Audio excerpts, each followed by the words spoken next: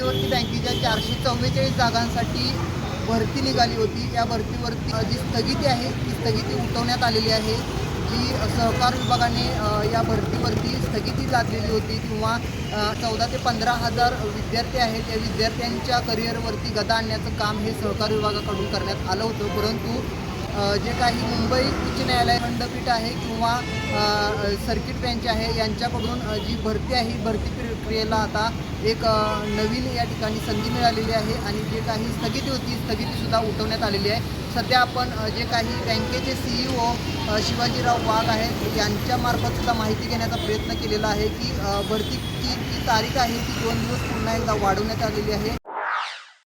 नोकर भरतीच्या संदर्भात 8 जुलैच्या संचालक मंडळाने नोकर भरतीची मुदत अर्ज करायची मुदत ही 10 तारखेपर्यंत वाढवलेली आहे आणि 10 तारखेच्या नंतर त्याला कोणाला सेंटरमध्ये बदल करायचा आहे ते 13 तारखेपर्यंत सेंटरमध्ये नंतर त्यांना बदल करून घेता येईल।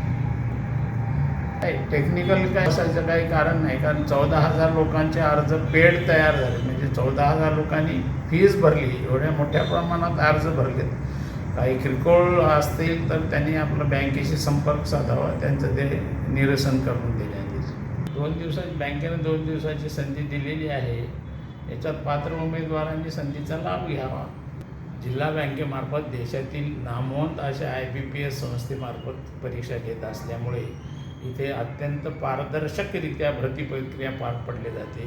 त्याच्यामुळे कोणत्याही मोहाला कोणत्या आमिषाला उमेदवारांनी बळी पडून आपलं नुकसान करून घेऊ नये।